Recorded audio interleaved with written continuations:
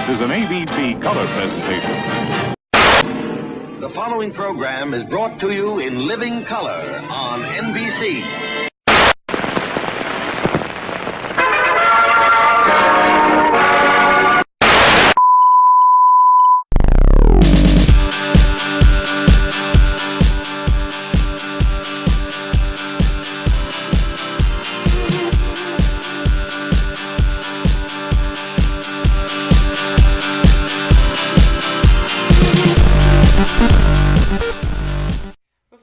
Of the internet and social media sites, as well as our society of connectivity and technology, three major TV networks, NBC, ABC, and CBS, were our ultimate source of information.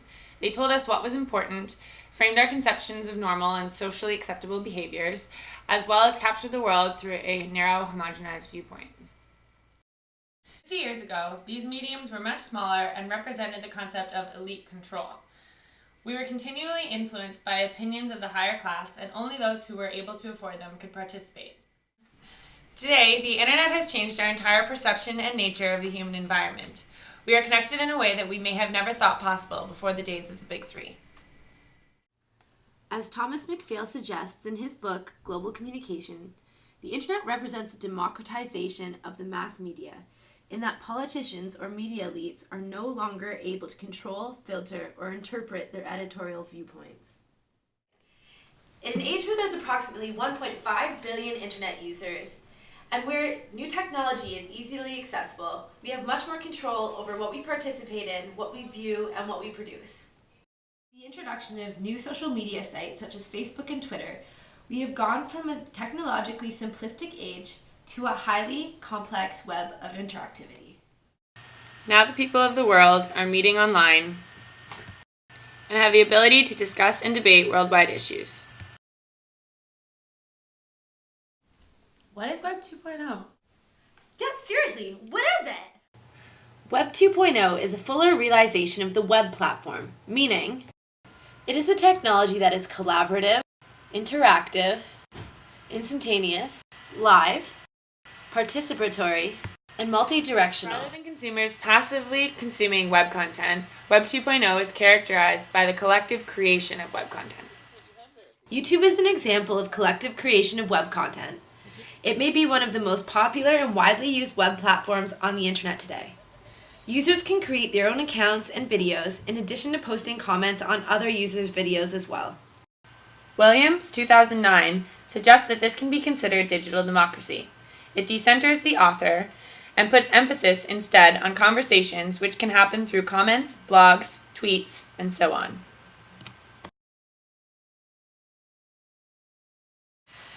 So, what is all this social media site and Web 2.0 stuff have anything to do with political participation or activism? Well, Morgan, I think that Kahn and Kellner would know a little bit more about that. Yeah? Okay. Well, let's check it out.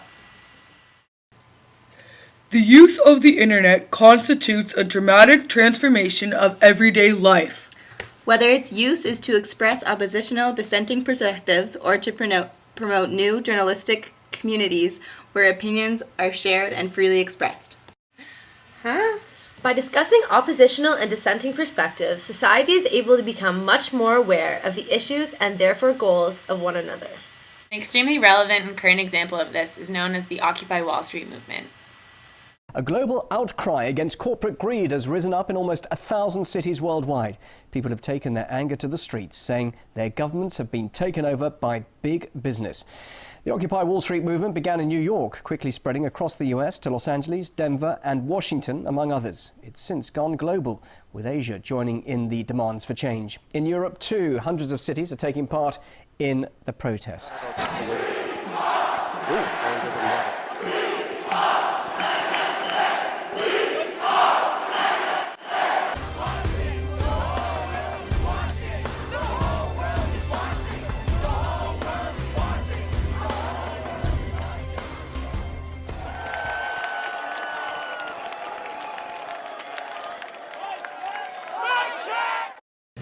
The people involved in the movement are protesting for economic and social equality, as well as environmental justice.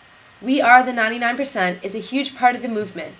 This movement claims that the wealthiest 1% of the population unfairly possesses the majority of the wealth. Though political injustice, authoritative abuse, and economic inequality have all surely been topics of protest since the dawn of time, it seems that historically there has never been an opportunity such as this to mass organize such solidarity across the globe in a singular movement. The internet and social mediums are allowing for people of the political periphery to access, or at least send a strong message, to the political core.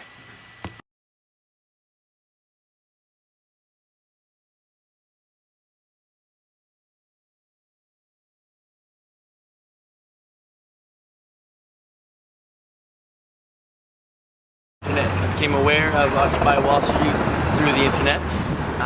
We have constant internet updates on Twitter, on Facebook, and an email list that sends out information to the general public and also to the media about when we have meetings, when we have rallies, marches, what the decisions are affecting this movement. I think the internet is vital. I mean, right now we are connected worldwide to the internet. This, even though we're small here in Ottawa, this is a worldwide issue, and we're all connected by the internet. This started, this guy put this Facebook page up at about 11 o'clock at night, went to sleep, woke up the next morning.